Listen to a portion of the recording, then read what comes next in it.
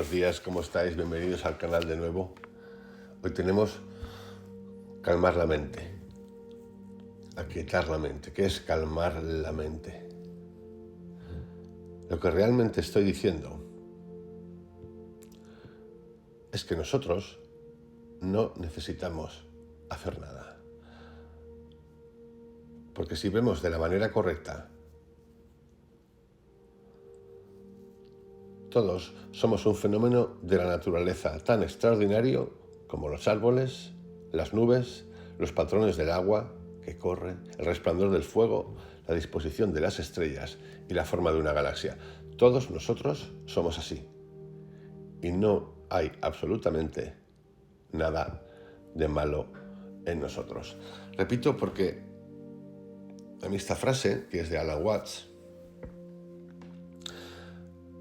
me reconecta con Anthony de Melo, me reconecta con Joe Dispenza y me reconecta con las cosas que yo creo y que aplico en mi vida. No pasa nada.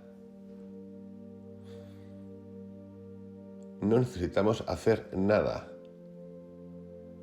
Simplemente estar presentes, simplemente ser conscientes de lo que pensamos, sentimos y emitimos. No hay guía. No hay guía, no hay estructura. No puede haberla. No hay mejores ni peores. Eso es un bluff que nos han metido en la cabeza desde pequeñitos. Y lo triste de esto es que nos lo han metido en la cabeza desde pequeñitos en el mundo material, y cuando hemos ido al mundo del descubrir personal, ya no el religioso, está igual. Durante mucho tiempo, el tipo de celebraciones religiosas que hemos llevado a cabo en Occidente, y yo diría también que en Oriente, porque tenemos un vídeo pendiente ahí, acerca de la esperanza y del karma, que es una trampa ideológica. Repito, durante mucho tiempo, el tipo de celebraciones religiosas que hemos llevado a cabo en Occidente han estado llenas de palabras y son tremendamente didácticas. Casi todas nuestras observaciones religiosas no son más que palabrería y consisten en decirle a Dios lo que debe hacer, como si a él, a ella, a ello no lo supiera, y en decirle a la gente qué hacer, como si fuesen capaces de, o incluso estuvieran dispuestos a cambiar. Todo esto es recriminar a la gente y hablarles de la palabra. Y me parece que ya hemos tenido suficiente de esto. Estas palabras son de Alan Watts. De nuevo. La historia de la religión es casi equivalente a la historia del fracaso de la predicación. Y Alan Watts tiene esta cosa en la que han caído muchos que se fueron a Oriente, a Asia, y encontraron allí la panacea del todo. Caen en esa cosa que es una dualidad y a empezar a comparar a Occidente y sus culturas, obviamente hablan aquí de las religiosas meditativas, con las de Oriente, y está muy bien, porque de ahí se aprende mucho, y de hecho hemos aprendido mucho. Pero solo hace falta un paseíto por Oriente para ver que también esto no es así, o por lo menos para mí no es así. Porque todos esos controles, esas guerras que han acontecido religiosas en Occidente, también se han dado en Oriente. Y si no, mirar un poquito los libros. Guerras entre hermanos, países que se parten y se dividen, dándose leña por todas partes. Y Oriente empieza en Arabia también.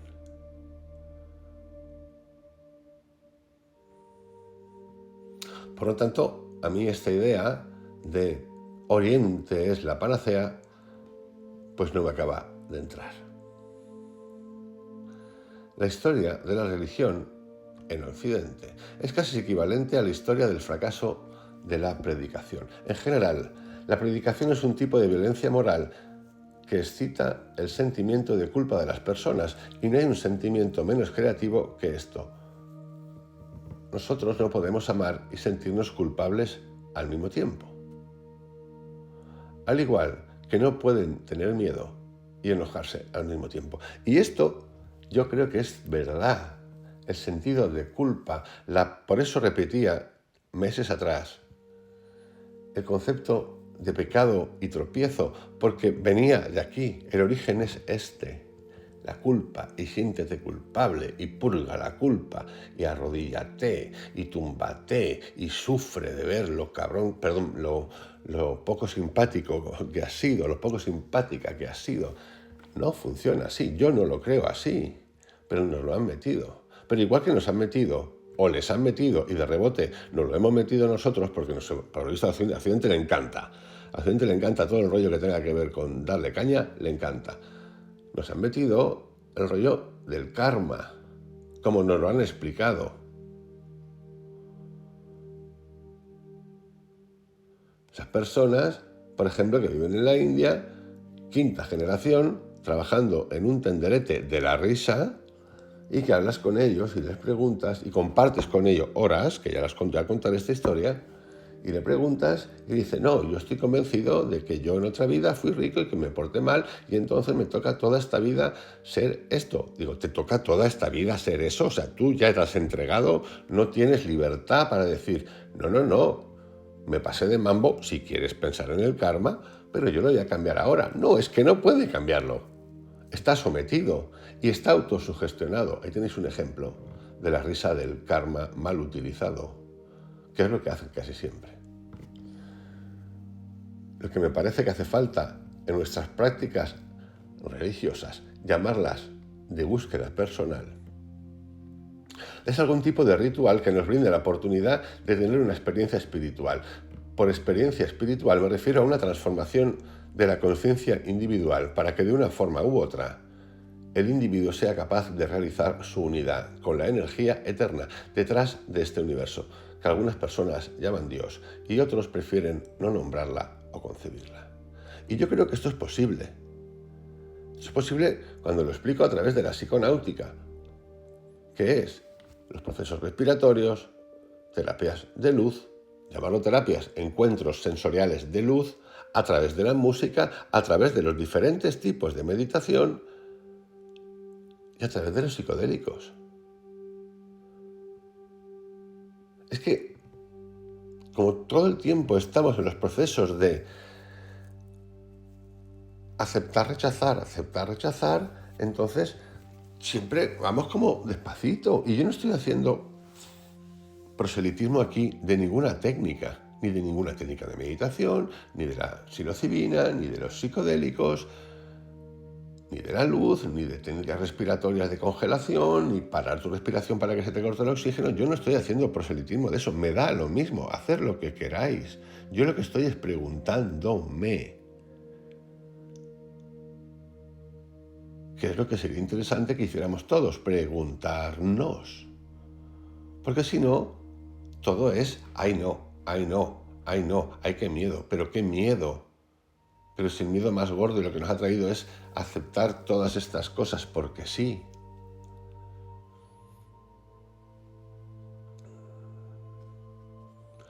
Y esto ocurre aquí, y ocurre allí, y ocurre arriba, y ocurre abajo.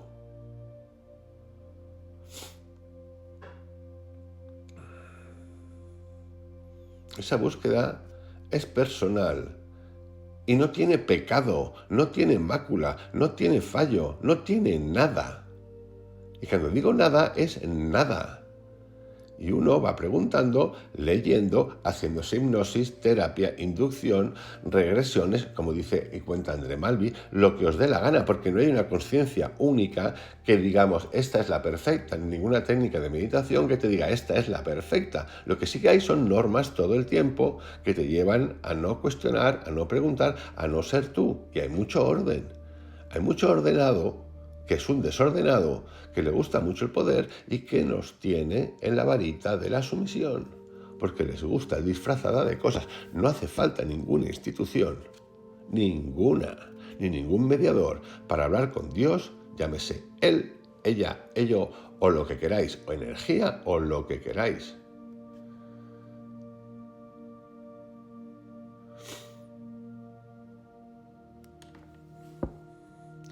En el comienzo del Yoga Sutra de Patanjali, que por cierto tenéis 4 vídeos explicativos de los Yoga Sutras, pues si os apetece escucharlo, Patanjali descubrió el yoga, que significa unión, como un freno espontáneo a la agitación del pensamiento.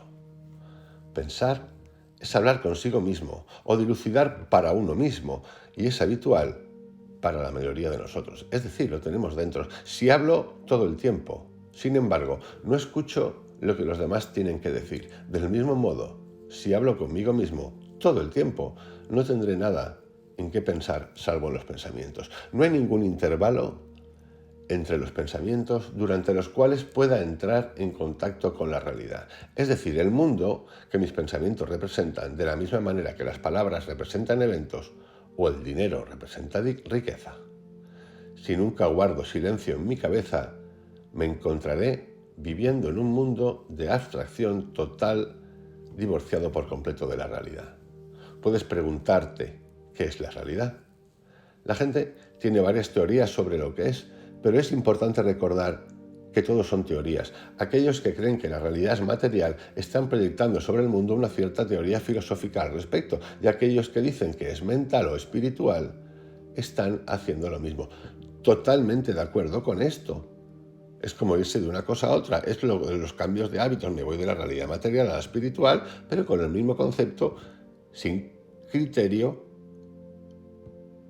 sin cuestionamiento de mis cosas, es decir, sin cabeza. Esto no va de pasarse de un lado a otro. Es más, sin un lado no hay otro. Es más, sin un tropiezo no hay bondad. Sí, lo podéis llamar como queráis, pero esto es necesario. Sin pasión no hay amor. Sin celos no hay amor. ¡Qué locura! No, no es ninguna locura, porque los opuestos están en la misma cosa. Y es simplemente un cambio de energía, es una elección. ¿Que hay gente que nunca ha sufrido de celos? Por supuesto. ¿Y de envidia? Por supuesto.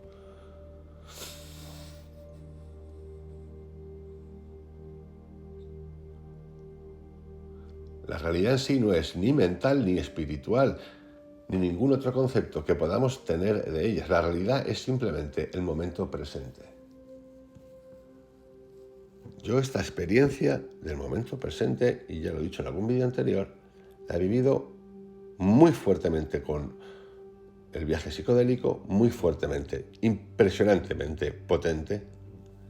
No hay respuesta y sin embargo está todo y es tu conciencia.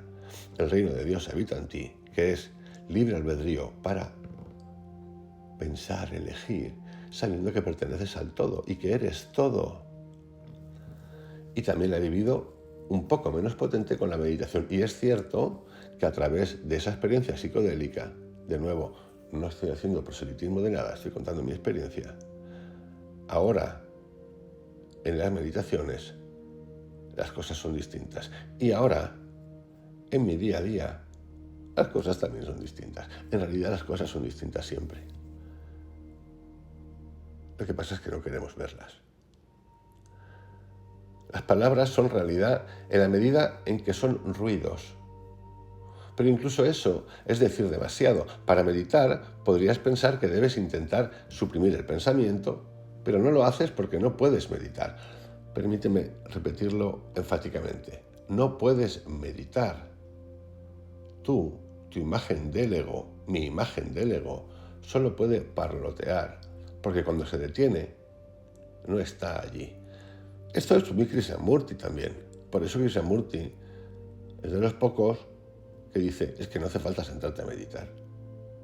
Es que es un acto de presencia, es que no es nada más. Claro, aquí se le acaba el rollo a todo el mundo institucional. Es como lo de los viajes psicodélicos, los hongos mágicos, se le acaba el rollo a la farmacéutica, por ejemplo. Y claro, la investigación. Vamos, más que la investigación, la posibilidad de que alguien haga un viaje y con un viaje de 5, 6, 7 horas haya resuelto 30 años de medicación. Pero claro, esto no es ciencia.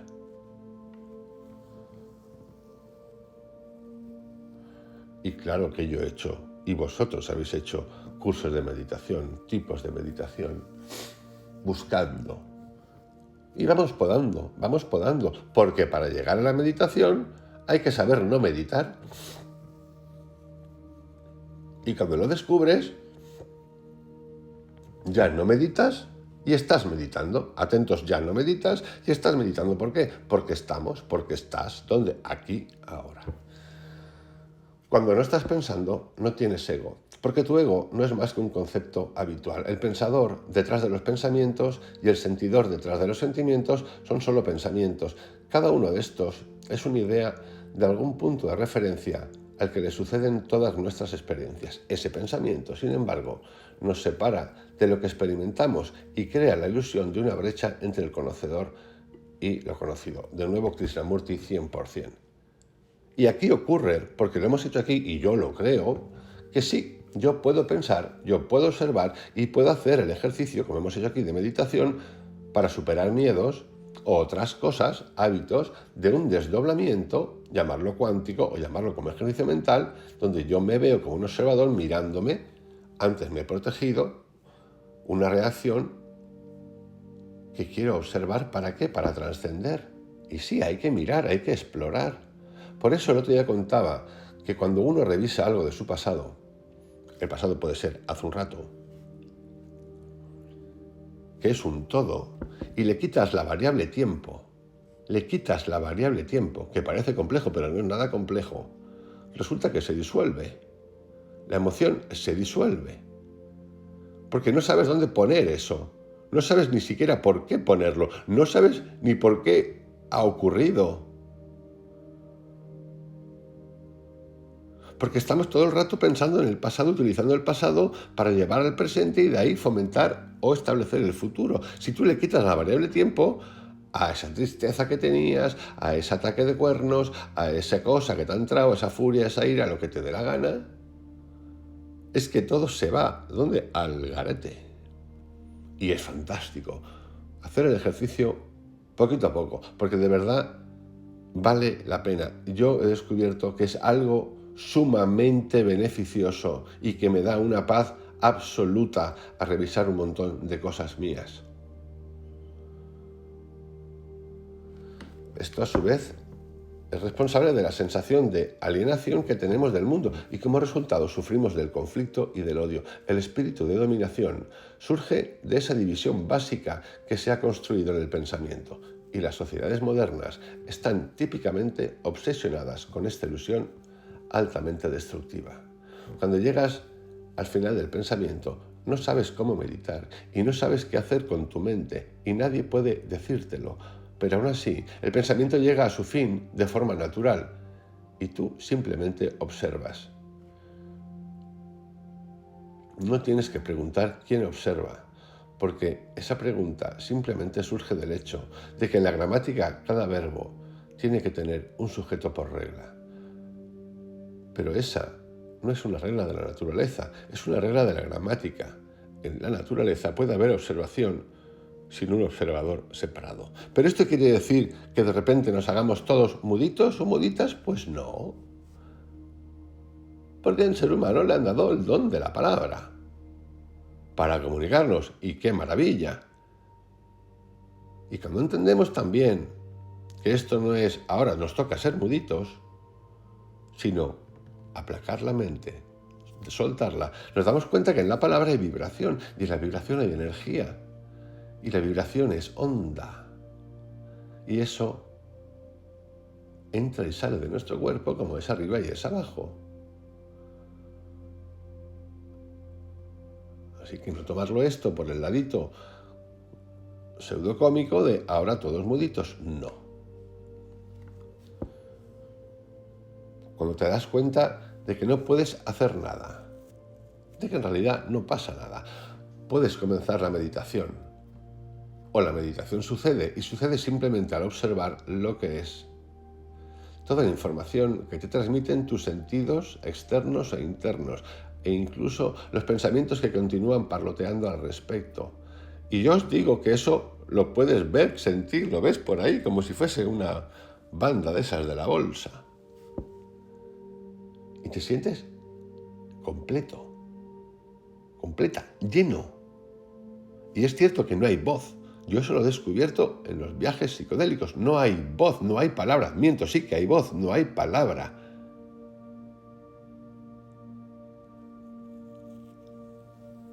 No trates de detener esos pensamientos, simplemente déjalos pasar como si fuesen pájaros que gorjean afuera y finalmente se cansarán y detendrán. Pero os digo una cosa más, esto surge de manera natural, no buscarlo, porque si lo buscáis estaréis luchando, estaréis haciendo fuerza para lograr, no va por ahí. Todo lo que hagáis para luchar, para coger eso, el no pensamiento, es un desastre, os va a agotar. Literalmente, os va a agotar. Es como estar en estrés todo el día. No encontrar un segundo de descanso. Estar en beta alto. No buscarlo. Esto no es un campo de competición. No hay medalla. Todo está en ti. Pero no te preocupes si se detienen o no. Simplemente observa lo que sientes. Piensas o experimentas. Eso es todo. Solo obsérvalo. Y no te desvíes, intentando buscar algún nombre que ponerle. Eso es realmente lo que es la meditación. Estás en meditación en un presente eterno y no esperas ningún resultado. No haces esto para mejorar, porque descubriste que no puedes mejorar. Esto es como decir, ay madre, pues sí, es esto. Aceptación de tu ser y al entrar en tu interior, descubrir que eres el reino de Dios vive en ti y no pasa nada. Pasa lo que tú le quieras poner en tu mente. ¿Quiere decir esto que no reaccionemos? Repito, no. Y cuando digo reaccionemos, hay una paleta de reacciones importantes. Reaccionemos, es decir, ¿me están dando? Pues sí, pues tú le respondes. ¿Le quieres poner la cara? Pues le pones la cara. ¿Quieres que te humille? Porque tú has decidido que estás dispuesto a soportar esto así. Pues allá tú.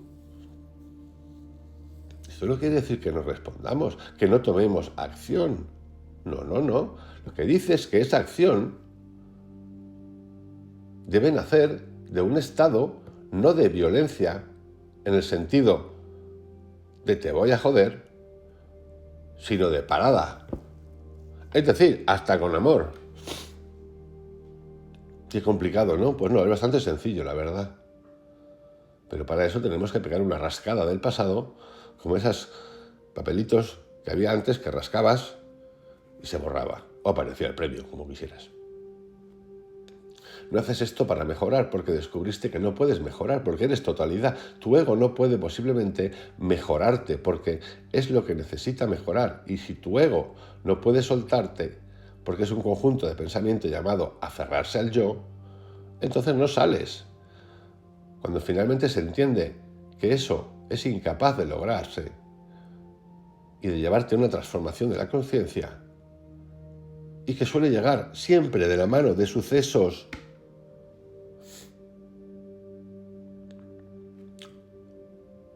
no simpáticos, es decir, dramáticos, que es cuando nos preguntamos que de repente aparece todo el tiempo que nunca tuvimos. Todo el tiempo que nunca tuvimos aparece cuando nos ocurren esas cosas, llamémoslas eufemísticamente tristes. Una de las formas más fáciles de entrar en estado de meditación, por lo tanto, es escuchar lo que es y experimentar las cualidades del sonido. Pero claro, ¿qué es escuchar lo que es? Es escucharte a ti, al todo, y sin conciencia de que tú eres todo y de que tú, el reino de Dios habita en ti, o el reino de la luz habita en ti, o el reino de la piedra energética que está flotando en el universo, que tú crees que es Dios, habita en ti, que también eres tú. Sin esa conciencia no podemos hacer nada. Por eso está muy bien. Y yo lo he hecho también. Leer libros. Ir a un coach. Hasta algún psicólogo que otro que recomienda cosas interesantes, que sí. Pero, de nuevo lo de siempre, entrando en libertad para salir en libertad. libre albedrío, incluso si te equivocas, signifique lo que signifique eso. Curiosamente, el sonido es un sentido que no se aburre con menos facilidad que la vista. Cuando escuches, simplemente escucha los sonidos aleatorios que sabes que están sucediendo en la habitación o en la calle. Eso es un acto de mindfulness total. Escucha como si estuvieras oyendo música, sin tratar de identificar su origen, sin tratar de nombrar ni ponerle ninguna etiqueta. Simplemente disfruta de cualquier sonido que esté surgiendo, ya sea fuera o en el área donde estés sentado. Eso es parte del ritual. Solo escucha. Solo escucha. Calma tu mente. Os envío un gran abrazo y os dejo con esta charlita conversación de hoy titulada Calma la mente. Hasta luego.